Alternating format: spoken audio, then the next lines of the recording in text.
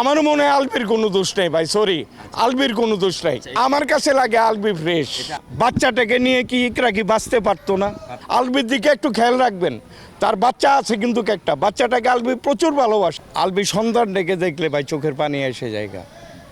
ইকরার সন্তানটাকে দেখলে, আমিও কিন্তু ময়মনসিংহের ছেলে, আলবিও ময়মনসিংহের, ইকরাও কিন্তু ময়মনসিংহের মেয়ে। আমি চোখের পানি এসে জায়গা বাচ্চাটাকে দেখলে, ঠিক আছে? আসলে কি মানুষ বাঁচে না? বাচ্চাটাকে নিয়ে কি ইকরা কি বাঁচতে পারতো না? ভাই একজন হিরো হইতে অনেক সবাই কিন্তু হতে পারে না। আলবি কিন্তু ভালো একটা হিরো ছিল, ভালো পর্যায়ে কিন্তু ছিল। আলবি নেপালে ছিল, নেপালে শুটিং করছিল, ঠিক আছে? তারপরে যতটুকু শুনছি আমি যে একটা হিরোর সাথে 10টা মেয়ের 10টা নায়িকার সম্পর্ক থাকবে, 20টা 100টা নায়িকাও থাকতে পারে। মিডিয়ার জগতে একটা হিরোর 100টা মেয়ের সঙ্গে ফোন আলাপ থাকতে পারে, তার সম্পর্ক থাকতে পারে।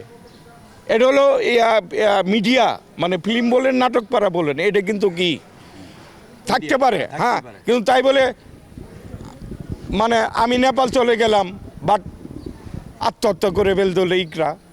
আমি মনে করি কি জানেন, সে বাংলাদেশে ছিল না, আলবি বাংলাদেশে ছিল না, সে নেপালে ছিল। আলবি ইন্ডাস্ট্রিয়াল না যে একটা স্পিনিং মিল আছে, 2টা গার্মেন্টস আছে, প্রচুর টাকার মালিক আলবি কিন্তু তাও না। আলবি কিন্তু এই যে শুটিং করে খেটে খাওয়া মানুষ আলবি।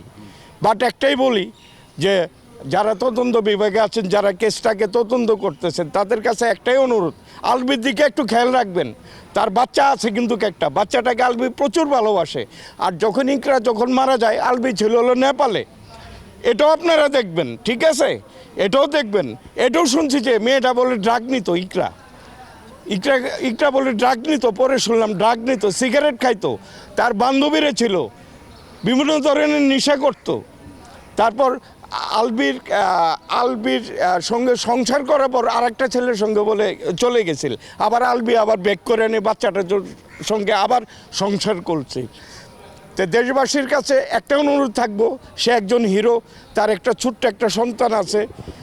মাননীয় বিচারক, আইনমন্ত্রী মহোদয়ের কাছে আবেদন, দেখবেন যেটা সুষ্ঠু সুন্দর বিচার হয়, ওই বিচারটাই করবেন।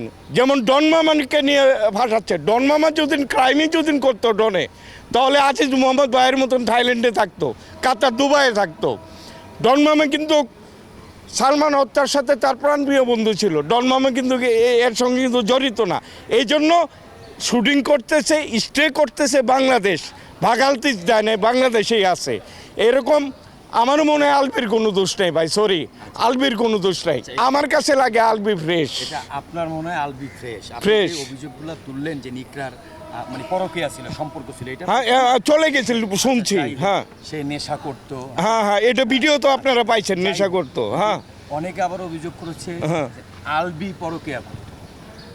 আরে ভাই একটা হিরো তো 10টা মেয়ে, 20টা মেয়ে, 30টা মেয়ের সঙ্গে সম্পর্ক থাকবে, তাহলে সেই হিরো কেমনে হইলো?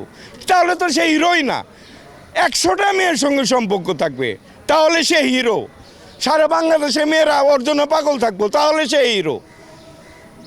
আমার জন্য কোনো মেয়ে পাগল না, কোনো দর্শক পাগল না, আমি কিসের হিরো হইলাম? রাত 4টের সময় মেয়েরা ডিস্টার্ব করবো, তাহলে সে হলো হিরো? যাকে ডিস্টার্ব করবে না সে হিরো না। ওকে, থ্যাংক ইউ ভেরি মাচ। দেশে দেশে সবার সাথে দ্য নিউজ।